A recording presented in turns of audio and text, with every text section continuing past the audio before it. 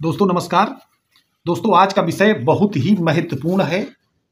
विषय यह है कि बहुत लंबे समय तक आपकी एंट्री रेवेन्यू रिकॉर्ड में बनी रहती है। माने आपका नाम खतौनी में या अन्य राजस्व अभिलेख में खसरा आपके नाम बनता है। 1348 फसली खतौनी है, 1311 फसली खतौनी है, बाद में 1359 फसली खतौनी में आपका नाम आता है और अभी तक नाम चल रहा है। और एक किसी व्यक्ति ने कोई एक प्रार्थना पत्र दिया एसडीएम को या तहसीलदार को और आपका नाम काट दिया जाता है। ऐसी स्थिति में क्या विधि है, किस तरह से आप अपना नाम बदस्तूर जारी रखेंगे, इस संबंध में एक हॉनरेबल राजस्व परिषद लखनऊ की एक जजमेंट को कोट करूंगा। दोस्तों एक रिवीजन दाखिल होता है। रिवीजन है 2724 आप 2014। ये आजमगढ़ डिस्ट्रिक्ट का मामला है और इसका जजमेंट हुआ है 10 मई 2016 को। मामले का नाम है सरदार पटेल स्मारक हाई स्कूल बनाम जयप्रकाश नारायण गोंड आदि।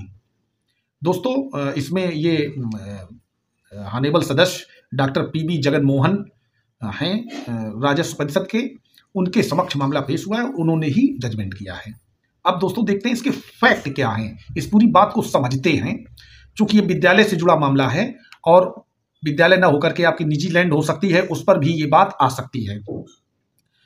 दोस्तों इसमें एक उत्तर प्रदेश भू राजस्व अधिनियम 1901 के अंतर्गत एक धारा है 33/39 और 219 उत्तर प्रदेश राजस्व संहिता 2006, इसकी धारा 38 एवं 210 यूपीजेडे और धारा 198(4), इन धाराओं के अंतर्गत इनका इंटरप्रिटेशन हुआ है और एक प्रार्थना पत्र जाता है कि बहुत लंबी प्रविष्टि है, लंबे समय से चली आ रही दीर्घकालीन प्रविष्टि है।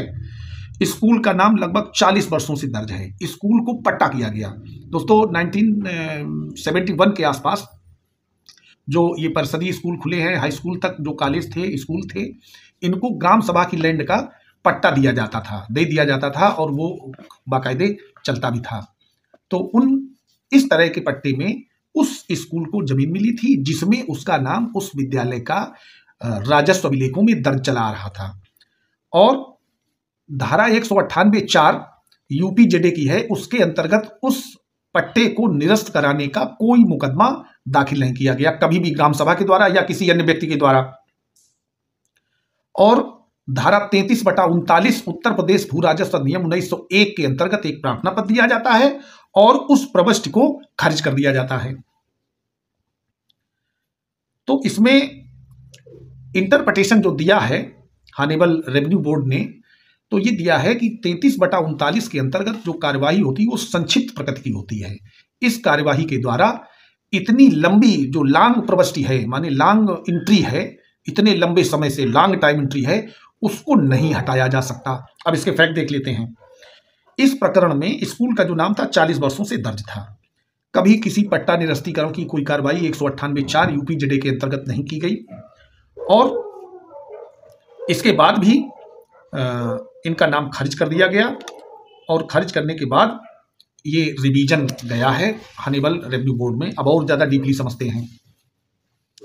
दोस्तों ये निगरानी 1 अक्टूबर 2014 के कलेक्टर आजमगढ़ के आदेश से व्यथित होकर के दाखिल की गई थी। मामला यह था कि दोनों पक्षों के विद्वान अधिवक्ताओं को सुना और निगरानीकर्ता की ओर से कथन किया गया कि वाद के संक्षिप्त तथ्य निम्न प्रकार हैं। विपक्षी जयप्रकाश की ओर से प्रार्थना पत्र अंतर्गत धारा 33/39 LR एक्ट के अंतर्गत 19 सितंबर 2012 को प्रस्तुत किया गया और कहा गया कि सरदार पटेल स्मारक हाई स्कूल के नाम जो भूमि दर्ज है वो फर्जी प्रविष्टि है, माने फेक एंट्री है, उसे निरस्त किया जावे, भूमि ग्राम समाज में निहित की जावे। उक्त प्रार्थना पत्र पर वाद पंजीकृत करके नोटिस जारी की गई, जिस पर आख्या प्राप्त की गई। निगरानीकर्ता की ओर से एक सारगर्भित प्रतिवाद पत्र प्रस्तुत किया गया कि सर्वप्रथम जयप्रकाश नारायण की वर्तमान धारा 33/39 का वाद प्रस्तुत करने का अधिकार नहीं है। माने जिसने ये एप्लीकेशन दी थी उसकी ओर उसके विरोध में बताया गया कि इसको राइट नहीं है 33/39 का प्रार्थना पत्र देने का, क्योंकि धारा 128 ग्राम सभा मैनुअल के अनुसार ग्राम प्रधान को ही प्रार्थना पत्र देने का अधिकार है।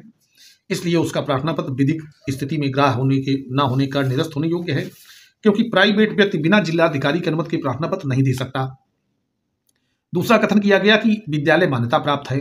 संवैधानिक स्थिति में विद्यालय के पक्ष में पट्टा हुआ और पट्टे के आधार पर खतौनी में विद्यालय का नाम दर्ज हो गया।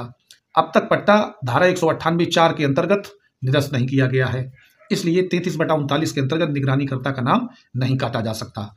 निगरानीकर्ता का नाम 1394, 1397, 1398, 14/4 फसली खतौनी में विद्यालय का नाम 1304 में दर्ज चला आ रहा है। वर्ष 1975 में ग्राम सभा के प्रस्ताव से पट्टा हुआ था। विद्यालय के पक्ष में शासन द्वारा 1978 में स्थायी मान्यता प्रदान की गई। बेसिक शिक्षा अधिकारी द्वारा दिनांक 26 अप्रैल 1999 को नवीनीकरण किया गया, जो आज तक बदस्तूर जारी है। वर्ष 1996 में पत्रांक फला के आधार पर स्थायी मान्यता प्राप्त कर दी गई।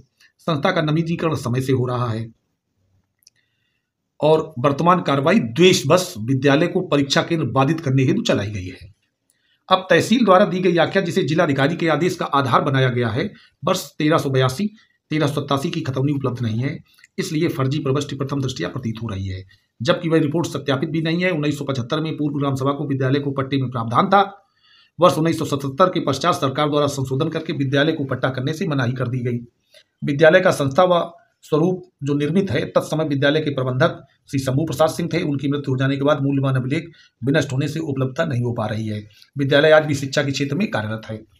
विद्यालय का नाम विगत 40 वर्षों से खतौनी में दर्ज चला आ रहा है। धारा 198(4) की कार्रवाई आज तक की नहीं गई। क्षेत्राधिकार का दुरुपयोग करके कलेक्टर ने आदेश पारित किया है और निगरानी स्वीकार किए जाने योग्य है। विपक्षी अधिवक्ता ने कलेक्टर के आदेश को विधिसंगत बताते हुए निगरानी खारिज किए जाने पर बल दिया कि विद्यालय का नाम फर्जी दर्ज है और आज भी चला रहा है, उसका कब्जा है। शासन द्वारा मान्यता भी दी गई है। शासन द्वारा मान्यता राजस्व अभिलेखों का परीक्षण करने का पर प्रदान की गई है। वर्तमान में शासन से मान्यता एवं विद्यालय का नवीनीकरण कराया गया है और माननीय उच्च न्यायालय द्वारा एक याचिका दाखिल हुई है, Ballia Anjani versus board of revenue Lucknow. इसमें न्यायमूर्ति श्री अंजनी कुमार मिश्रा ने अपना अभिमत दिया है कि 33/39 LR एक्ट में लंबी अवधि में दर्ज खातेदार का नाम नहीं काटा जा सकता।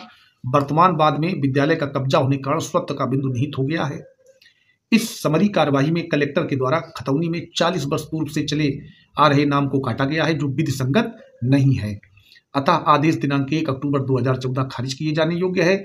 निगरानी स्वीकार करते हुए अवक्षेपित आदेश दिनांक 1/10/2014 निरस्त किया जाता है। माने कलेक्टर ने जो ऑर्डर कर दिया था 33/39 में, उसको खत्म कर दिया, निरस्त कर दिया और अभिलेख वापस किए जाने। प्रमाणित पक्ष स्वत्व के लिए सक्षम न्यायालय में वाद योजित करने के लिए स्वतंत्र है। उन्होंने कह दिया कि सक्षम न्यायालय में अगर वो चाहें तो जाएं कि हमारा टाइटल है, लेकिन इसमें जो नाम काट दिया गया है वो वापस किया जाता है, वो नाम नहीं काटा जा सकता। तो बाद आवश्यक कार्रवाई पत्रावली दाखिल दफ्तर हो, निगरानी इनकी एक्सेप्ट हो गई। तो दोस्तों, इस तरीके का अगर कोई मामला है, आपका नाम 33/39 में किसी तरीके से कट गया है, तो आप उसका रिवीजन ला सकते हैं और रिवीजन आपका अलाउड होगा, ये रूलिंग आप दे सकते हैं। दोस्तों, इस रूलिंग को मैं डिस्क्रिप्शन बॉक्स में दे दूंगा और आप लोग उसको देख सकते हैं, अवलोकन कर सकते हैं। दोस्तों, मुझे लगता है कि कोई विधि व्यवस्था आप लोगों को बताना जरूरी है, तो मैं प्रयास करता हूं कि आप लोगों तक पहुंचा दूं। अगर आप हमारे चैनल पर नए हैं तो चैनल को सब्सक्राइब कर सकते हैं, वीडियो को लाइक कर सकते हैं, अपने दोस्तों को शेयर कर सकते हैं। धन्यवाद।